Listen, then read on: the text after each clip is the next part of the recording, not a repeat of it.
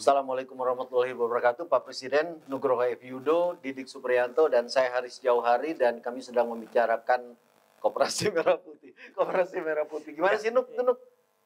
Ini kelanjutan dari Koalisi Merah Putih ya? Dia mulai masuk ke politik.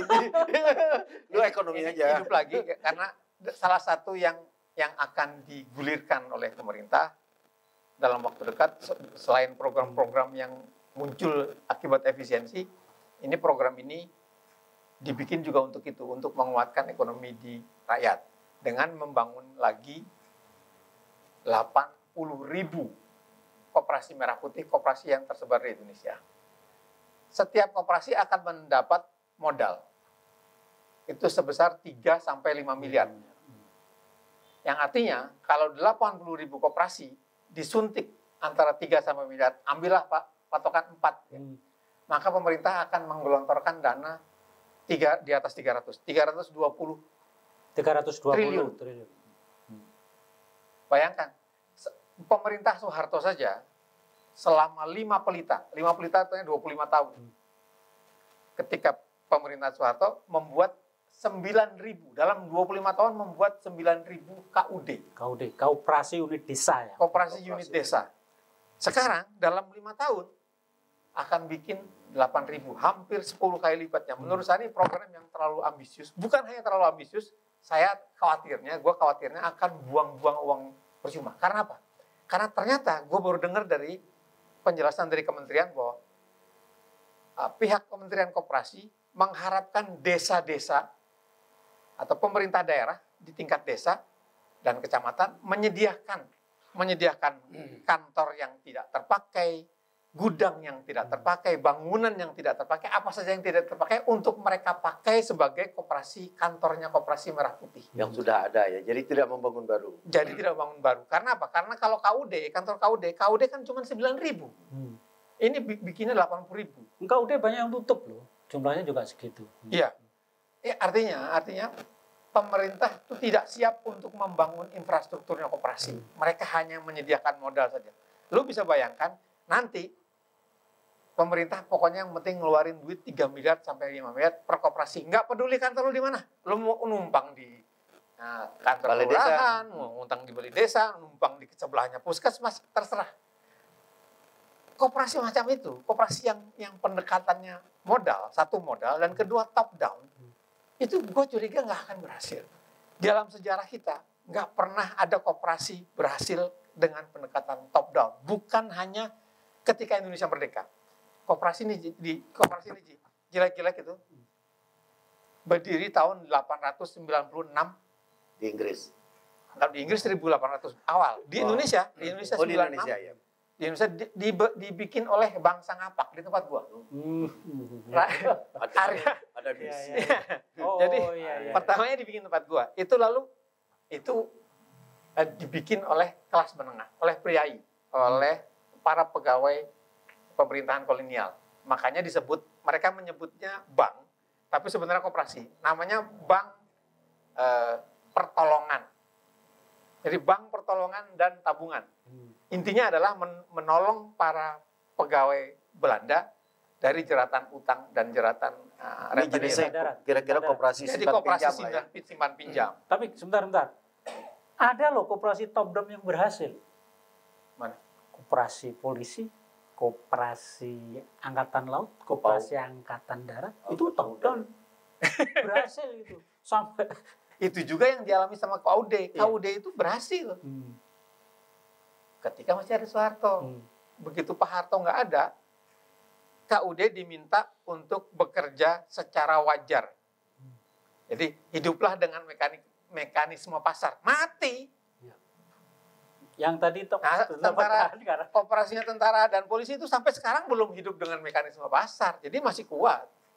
Jadi kamu curiga itu koperasinya polisi itu hidup karena punya truk yang gebrak bisa dicegat di jalan.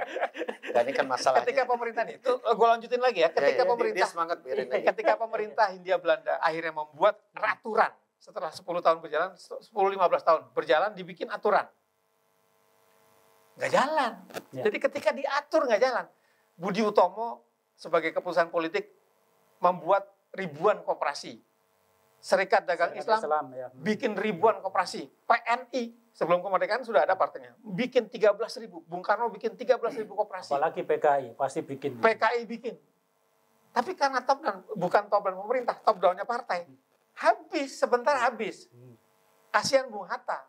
Bung Hatta membesarkan lagi, tapi pakai pendekatan, lagi-lagi pakai pendekatan tahun. Habis. Sekarang ini operasi yang hidup itu 130.000. Tidak ada satupun yang pakai campur tangan terlalu banyak dari pemerintah. Hidup. Memang 70-75% koperasi simpan pinjam. Ya. Nah sekarang koperasi simpan pinjam ini memang menjadi terancam. Pertama dulu oleh BPR. Sekarang sama pinjol. Ya. Memang terancam itu. Tapi sebenarnya mereka survive. Jadi berlaku yang seperti pengusaha-pengusaha. Pemerintah itu kalau mau Indonesia secara ekonomi maju, jangan ngapa-ngapain lah. Yang penting jangan ganggu. Kasih kesempatan. Kasih ruang. Gitu. Regulasinya aja, tapi nggak usah ikut campur. Nggak usah intervensi. Nggak usah intervensi. Itu juga sebenarnya. Ini kan cara-cara ini kan terjadi. juga bertentangan Ini, dengan ini. hakikat Dia tuh koperasi. semangat banget ngomongin koperasi. Karena dia mengira koperasi di Indonesia itu diawali dari kampung dia. Ya kan?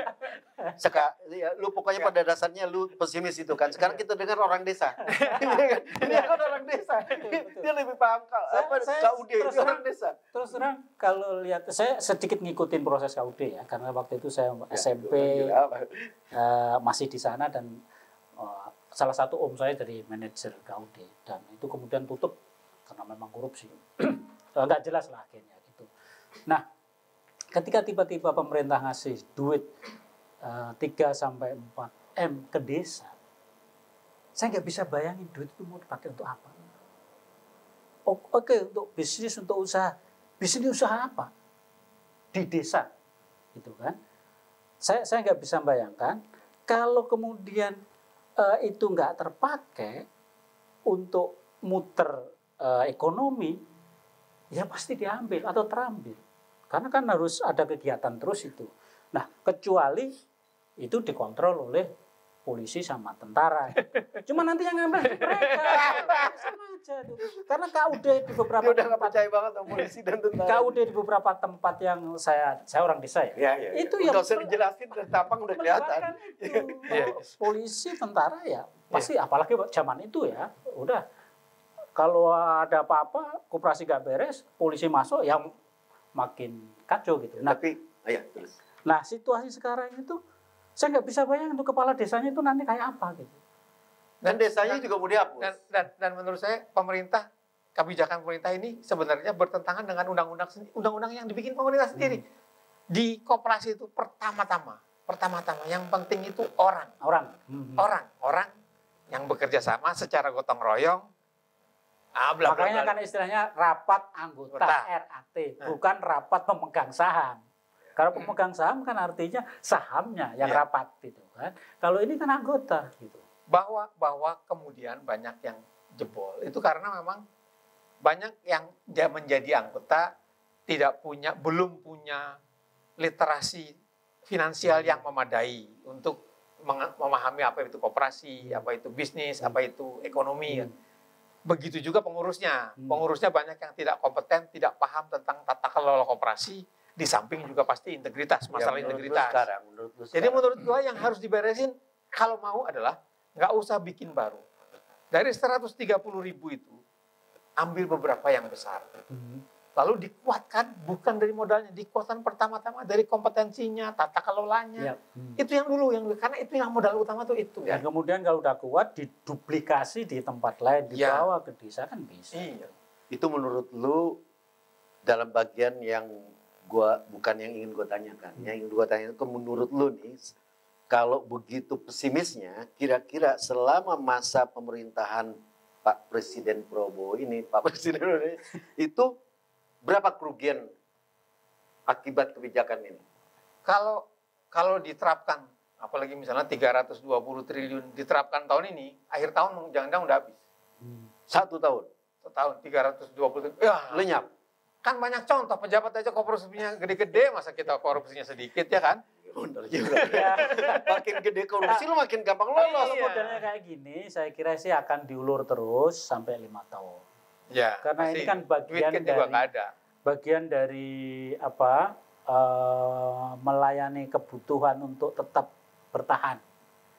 Karena jadi pemberi duit yang baik, yang bagus, Udah maka ngasih makan, ngasih duit. ya, Dan lucunya itu, udah besok pilih lagi kan gitu. koperasi merah putih ini menurut Kementerian Koperasi berbeda dengan koperasi-koperasi yang lain yang ada. Kita ini yang lain ada koperasi simpan pinjam, koperasi pertanian, koperasi karyawan. Kita ini semuanya. Lalu makin semuanya makin cepat kacau, mati. iya, makin kacau. Iya. Makin cepat mati. Gue nggak tahu ya, tapi kalau lu baca di media massa, tentu saja media mainstream ya, media mainstream ya, lu boleh bilang ini bagian dari oligarki ya, nggak apa-apa lah ya, kan memang benar soalnya kan, itu semua memuji tuh, langkah yang bagus, langkah yang tepat, ini berdampak besar bagi perekonomian. Itu persis karena kita kan tahu dari seluruh model bisnis yang paling pas sama kita itu, makanya Muhammad Hatta kan dorong terus. Memang koperasi itu berbasis rakyat. Nah, makin makmur koperasinya, makin balik ke rakyat. Karena rakyat anggotanya kan bukan pemegang, kasarnya pemegang sahamnya semua orang anggota, gitu kan. Jadi memang itu memang paling pas, sehingga memang harus didukung. Tapi konsepnya mesti jelas dulu. Konsepnya jelas, kesiapan sumber dayanya terutama jelas, kesiapan sumber daya. tata kelolanya jelas. Dan ini loh, kadang-kadang suka bilang koperasi hanya ini operasi ini asli Indonesia. Ya enggak lah. Enggak, koperasi Aslinya itu di Jerman, di Inggris, di Jerman, itu banyak koperasi-koperasi bagus. Gue nggak perlu menjelaskan sejarahnya kan. Beberapa bahkan kita dengarkan es krim Campina, itu nama koperasi, ya kan? Jadi lu dukung pada dasarnya. Gua dukung. Idenya lu dukung. Idenya dukung. Kalau saya curiga, ini bagian dari proses membeli suara. Karena belajar dari 10 tahun yang lalu, membeli suara rakyat itu gampang lewat mekanisme pemerintahan. Ya, kita harus menghadapi kenyataan akhirnya. Agak sulit untuk membuat Indonesia itu pemilihan tanpa beli suara. Katakanlah, realistisnya begitu. Tapi selama itu meningkatkan kesejahteraan si koperasi ini, bukan beli suaranya, meningkatkan kesejahteraan rakyat, kan nggak masalah. Itu kan nggak masalah kalau rakyat banyak yang dapat. Itu kan kayak waktu ditanya Pak Andi Sasono ya, waktu almarhum itu tokoh koperasi. Almarhum. Waktu itu kan melakukan, saya lupa kegiatannya apa namanya lupa. Dia simpel saja. Ya kalau nggak berhasil nggak apa-apa. Daripada uang ini jatuh ke para pejabat, lebih baik apa sih program apa waktu itu? Lupa saya. Itu kan dia punya program itu seperti itu. Nah, artinya dari awal clear gitu loh. Tidak seperti sekarang ini bombastis, nasionalistis, sok kerakyatan, tapi kita tahu ujungnya kok ini nggak akan bakal jadi apa-apa. Jadi lebih baik hentikan aja dari sekarang. Menurut saya hentikan saja. Sementara lu atau tadi, saya setuju saran itu tadi. Kita sudah punya 130.000 Ji. Ambil aja contoh, misalnya setiap provinsi ambil 100 atau 1000 koperasi satu provinsi aja udah banyak. Ya. Kali berapa? 40 provinsi, cuma 40.000. Pak Presiden, pada dasarnya pembicaraan kedua teman saya ini memperkuat gagasan Anda untuk membangun koperasi dan mengharapkan bahwa Anda akan berhasil dalam soal ini. Itu harapannya. Tapi memang banyak masalah yang mereka sudah kemukakan dan semoga itu bermanfaat untuk kita semua. Wabillahi taufiq wal hidayah. Wassalamualaikum warahmatullahi wabarakatuh. Gitu kan? Iya.